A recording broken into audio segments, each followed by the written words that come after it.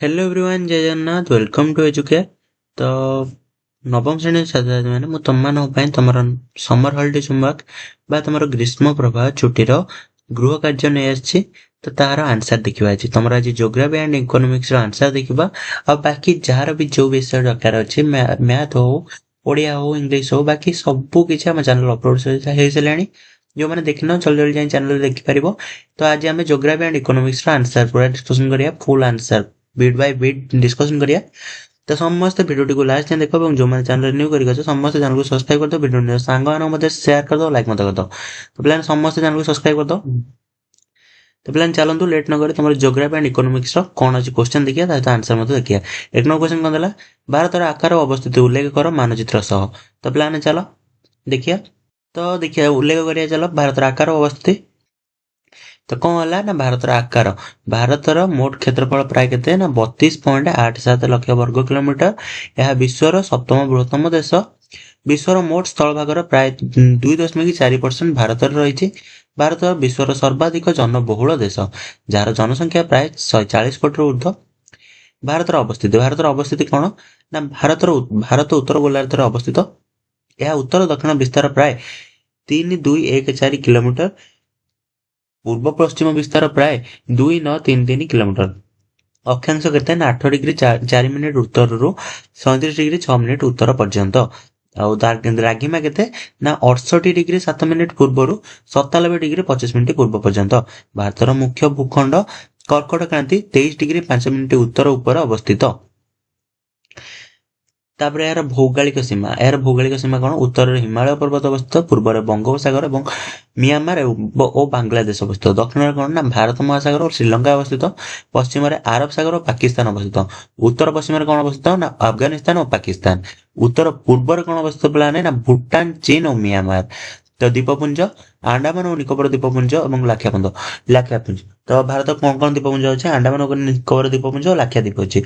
तापर मानक समय देखिए मानक समय कौन ना भारत 82 डिग्री 5 मिनिट पूर्व द्राघिमा आधार भारतीय मानक समय आईएसटी अनुसरण करे।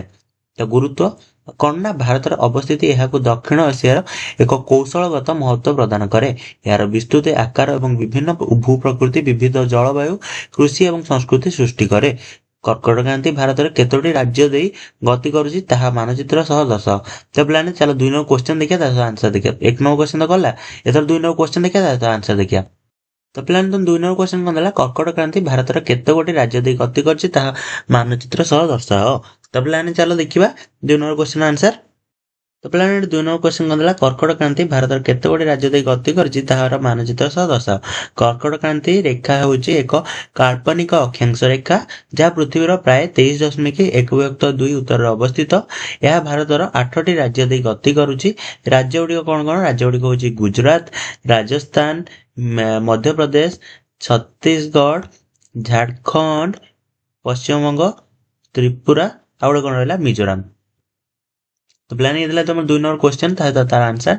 नेक्स्ट तुम 3 नंबर क्वेश्चन देखिए तार आंसर देखिए। तो प्लान चलो देखिए 3 नंबर क्वेश्चन कौन देइछि। तो प्लान 3 नंबर क्वेश्चन तो देखिए। तो तापर को रखुची जो माने चैनल न्यू करके समस्त चैनल को सब्सक्राइब कर दो वीडियो न्यू सांग मते शेयर कर दो लाइक मते कर दो एवं समस्त कमेंट सेक्शन में जानि पारियो कार जदि किछि प्रॉब्लम रहउछि एवं वीडियो भल लागिले समस्त लाइक करि दियो। तो प्लान चलो देखिए 3 नंबर क्वेश्चन। तो तुम 3 नंबर क्वेश्चन कौन देला केउ रेखा को भारतर प्रधान मध्याह्न रेखा हिसाब रे निया आइछि या केउ राज्य रे देई गति करिछि दर्शाओ। केउ रेखा को भारतर प्रधान मध्याह्न रेखा हिसाब रे निया आइछि या केउ रेखा देई गति करछि दर्शाओ। तो प्लान चलो 3 नंबर आंसर देखिबा। तो तो पिलाने तुम 3 नंबर आंसर कौन देला केउ रेखा को भारतर प्रधान मध्याह्न रेखा हिसाब रे निया आइछि या केउ राज्य देई गति करुछि दर्शाओ। भारतर प्रधान मध्याह्न रेखा होछि 82 डिग्री 5 मिनिट पूर्व द्राघिमा रेखा। यह भारतर मानक समय निर्धारण करबा पई व्यवहार करा जाय। यह भारतर 5टी राज्य देई गति करुछि। से राज्य गुडी होछि कौन कौन राज्य गुडी ना उत्तर प्रदेश मध्य प्रदेश छत्तीसगढ़ ओडिशा आंध्र प्रदेश। तापर नेक्स्ट तुम्हारा प्लान 3 नंबर क्वेश्चन सला। नेक्स्ट 4 नंबर क्वेश्चन देखिए तार आंसर देखिए। तो प्लान देखिए चलो 4 नंबर क्वेश्चन कौन देइछि। तो प्लान तुम 4 नंबर क्वेश्चन कौन देइछि भारतर मूल भूखंड पूर्वतम पश्चिमतम उत्तरतम दक्षिणतम स्थान नाम गुड़िक मानचित्र दर्शाई लेख। प्लान चलो देखिए 4 number question answer. 4 number question answer कौन अच्छे चलो देखिए।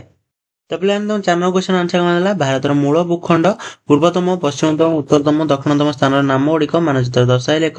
ଭାରତର ମୂଳ ଭୂଖଣ୍ଡ 4 ଚରମ ବିନ୍ଦୁ ଗୁଡ଼ିକ ହେଉଛି ପୂର୍ବତମ ସ୍ଥାନ କଣ ନା କିବୁଥ ଅରୁଣାଚଳ ପ୍ରଦେଶ, ପଶ୍ଚିମତମ ସ୍ଥାନ କଣ ନା ଗୁହାରମୁତି ଗୁଜରାଟ, ଉତ୍ତରତମ ସ୍ଥାନ ହେଉଛି ଇନ୍ଦ୍ରାକୋଲ ଲଦାଖ, ଦକ୍ଷିଣତମ ସ୍ଥାନ ହେଉଛି କନ୍ୟାକୁମାରୀ ତାମିଲନାଡୁ।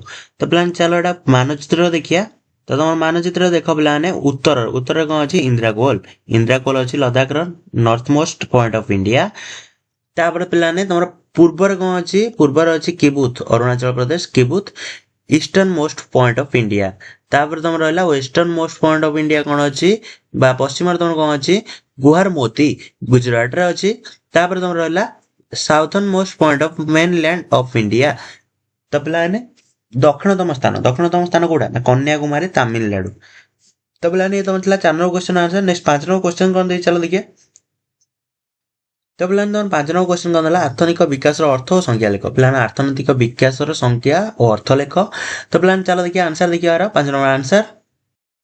5 ନମ୍ବର ଅର୍ଥନୈତିକ ବିକାଶର ଅର୍ଥ ଓ ସଂଜ୍ଞା ଲେଖ। ଅର୍ଥନୈତିକ ବିକାଶ ହେଉଛି ଏକ ଦେଶ ବା ଅଞ୍ଚଳର ଆର୍ଥିକ ଅବସ୍ଥାର ସ୍ଥାୟୀ ଓ ସମୃଦ୍ଧିମୂଳକ ଉନ୍ନତି ଜାଣିବାର ପ୍ରକ୍ରିୟା। ଏହା ଦେଶର ମୋଟ ଉପାଦାନ ଓ ଜନସାଧାରଣଙ୍କ ଜୀବନ ଧାରଣର ମାନରେ ଉନ୍ନତି, ଗରିବୀ ହ୍ରାସ, ଶିକ୍ଷା, ସ୍ୱାସ୍ଥ୍ୟ ଓ ଅନ୍ୟାନ୍ୟ ମୌଳିକ ସୁବିଧାର ସୁଧାର ଆଣିବାକୁ ସୂଚାଏ। ଏହା କେବଳ ଆର୍ଥିକ ଅଭିବୃଦ୍ଧି ନୁହେଁ, ବରଂ ସାମାଜିକ ଓ ମାନବୀୟ ଉନ୍ନୟନକୁ ମଧ୍ୟ ଗୁରୁତ୍ୱ ଦିଏ। ଆର୍ଥିକ ବିକାଶର ସଂଜ୍ଞା। ତ ଅର୍ଥନୈତିକ ବିକାଶ ହେଉଛି ଏକ ଦେଶର ଅର୍ଥନୈତିକ ଦୀର୍ଘକାଳୀନ ଓ ସନ୍ତୁଳିତ ଉନ୍ନତି, ଯାହାଦ୍ୱାରା ଜନସାଧାରଣଙ୍କ ଜୀବନମାନରେ ସୁଧାର ହୁଏ, ଆୟ ବୃଦ୍ଧି ପାଏ, ବେକାରୀ ହ୍ରାସ ହୁଏ ଏବଂ ସାମାଜିକ ନ୍ୟାୟ ଓ ମାନ୍ୟତା ସୁନିଶ୍ଚିତ ହୁଏ। ଏହା ମୁଖ୍ୟତଃ ମୁଣ୍ଡପିଛା ଆୟ, ମାନବ ବିକାଶ ସୂଚକାଙ୍କ, ଶିକ୍ଷା, ସ୍ୱାସ୍ଥ୍ୟ, ପରିବେଶ ସୁରକ୍ଷା ଆଦି ମାପକାଠି ଦ୍ୱାରା ମପାଯାଏ। ତ ପିଲାମାନେ ଇଏ ଥିଲା ତମର 5 ନମ୍ବର କ୍ୱେଶ୍ଚନ ଆନ୍ସର। ନେକ୍ସଟ ତମର 6 ନମ୍ବର କ୍ୱେଶ୍ଚନ ଦେଖିବା, ତ 6 ନମ୍ବର ଆନ୍ସର ମଧ୍ୟ ଦେଖିବା। ତ ପିଲାମାନେ ତମର 6 ନମ୍ବର କ୍ୱେଶ୍ଚନ କଣ ଥିଲା? ମୁଣ୍ଡ ପିଛା ଆୟ ଓ ହାରାହାରି ଆୟ କିପରି ନିରୂପଣ କରାଯାଏ ଲେଖ। ତ ପିଲାମାନେ 6 ନମ୍ବର କ୍ୱେଶ୍ଚନ କଣ ଦେଇଛି? ମୁଣ୍ଡ ପିଛା ଆୟ ଓ ହାରାହାରି ଆୟ କିପରି ନିରୂପଣ କରାଯାଏ ଲେଖ। ତ 6 ନମ୍ବର କ୍ୱେଶ୍ଚନ ଆନ୍ସର ଦେଖିବା ଚାଲ ପିଲାମାନେ ଏଥର। ତ ଚାଲ 6 ନମ୍ବର ଆନ୍ସର ଦେଖିବା। ତ ପିଲାମାନେ ତମର 6 ନମ୍ବର କଣ ଦେଲା? ମୁଣ୍ଡ ପିଛା ଆୟ ଓ ହାରାହାରି ଆୟ କିପରି ନିରୂପଣ କରାଯାଏ ଲେଖ। ତ ମୁଣ୍ଡ ପିଛା ଆୟ ହେଉଛି ଏକ ଦେଶର ମୋଟ ଆୟକୁ ତାହାର ମୋଟ ଜନସଂଖ୍ୟା ଦ୍ୱାରା ଭାଗ କରି ପ୍ରାପ୍ତ ହେଉଥିବା ହାର। ମୁଣ୍ଡ ପିଛା ଆୟ ମୋଟ ଜାତୀୟ ଆୟ ହରଣ ମୋଟ ଜନସଂଖ୍ୟା। ଉଦାହରଣ, ଯଦି ଏକ ଦେଶର ମୋଟ ଆୟ 100 କୋଟି ଟଙ୍କା ଏବଂ ଜନସଂଖ୍ୟା 1 କୋଟି, ତେବେ ମୁଣ୍ଡ ପିଛା ଆୟ 100 କୋଟି ହରଣ 1 କୋଟି, ତେବେ 10 ଟଙ୍କା। ହାରାହାରି ଆୟ ନିରୂପଣ। ହାରାହାରି ଆୟ ମୁଣ୍ଡ ପିଛା ଆୟ ସହିତ ସମାନ ଅର୍ଥ ବହନ କରେ ଏବଂ ଏହା ମଧ୍ୟ ଏକ ଦେଶର ମୋଟ ଆୟକୁ ଜନସଂଖ୍ୟା ଦ୍ୱାରା ଭାଗ କରି ହିସାବ କରାଯାଏ। ହାରାହାରି ଇକ୍ୱାଲ ଟୁ ମୋଟ ଆୟ ହରଣ ମୋଟ ଜନସଂଖ୍ୟା। ଉଦାହରଣ, ଯଦି ଏକ ଗାଁର ମୋଟ ଆୟ 5 ଲକ୍ଷ ଟଙ୍କା ଏବଂ ଜନସଂଖ୍ୟା 1000, ତେବେ ହାରାହାରି ଆୟ କେତେ ନା 5 ଲକ୍ଷ ହରଣ 1000, ତେବେ 500 ଟଙ୍କା। ତାପରେ କଣ ରହିଲା? ମୁଖ୍ୟ ତାରତମ୍ୟ। ମୁଣ୍ଡ ପିଛା ଆୟର ସାଧାରଣ ଦେଶ ବା ବହୁତ ଅଞ୍ଚଳ ପାଇଁ ବ୍ୟବହୃତ ହୁଏ, ଯେତେବେଳେ ହାରାହାରି ଆୟ ଛୋଟ ଗୋଷ୍ଠୀ ବା ଅଞ୍ଚଳ ପାଇଁ ମଧ୍ୟ ବ୍ୟବହାର କରାଯାଏ। ଉଭୟ ଆର୍ଥିକ ବିକାଶର ମାପକାଠି ହେଲେ ମଧ୍ୟ ଏହା ଆୟର ଅସମାନ ବଣ୍ଟନ ଓ ଜୀବନମାନ ସମ୍ପର୍କରେ ସମ୍ପୂର୍ଣ୍ଣ ଚିତ୍ର ଦେଇ ନପାରେ। ତ ପିଲାମାନେ ଇଏ ଥିଲା ତମର 6 ନମ୍ବରର ଆନ୍ସର। ତ ପିଲାମାନେ ପୁରା 6 ନମ୍ବର ଆନ୍ସର ଥିଲା ଏଇଟା। ତମ ନବମ ଶ୍ରେଣୀ ପିଲାମାନେ ଆଜି ଏଇ ଭିଡ଼ିଓରେ ଆମେ ତମମାନଙ୍କର ହିଷ୍ଟ୍ରି ପିଲାମାନେ ଜୋଗ୍ରାଫିର ଡିସ୍କସନ୍ କଲେ। ଯଦି କାହାର କିଛି ଡାଉଟ୍ ରହିଛି ସମସ୍ତେ କମେଣ୍ଟ ସେକ୍ସନରେ ଜଣାଇପାରିବ। ଏବଂ ଆଉ ଯେଉଁ ବାକି ବିଷୟ ଗୁଡ଼ା ରହିଲା ଅଲରେଡ଼ି ଆମ ଚ୍ୟାନେଲ ଅପଲୋଡ଼ ହୋଇସାରିଛି, ଜଲ୍ଦି ଜଲ୍ଦି ଯାଇ ଚ୍ୟାନେଲରେ ଦେଖିନିଅ। ତ ପିଲାମାନେ ରହୁଛି, ଜୟ ଜଗନ୍ନାଥ। ତାପରେ କହି ରଖୁଛି ପିଲାମାନେ, ଯେଉଁମାନେ ଚ୍ୟାନେଲ ନ୍ୟୁ କରିକି ସମସ୍ତେ ଚ୍ୟାନେଲକୁ ସବସ୍କ୍ରାଇବ୍ କରିଦେବ। ତ ପିଲାମାନେ ରହୁଛି, ଜୟ ଜଗନ୍ନାଥ। ନେକ୍ସଟ ଭିଡ଼ିଓ ଦେଖା ହେବା।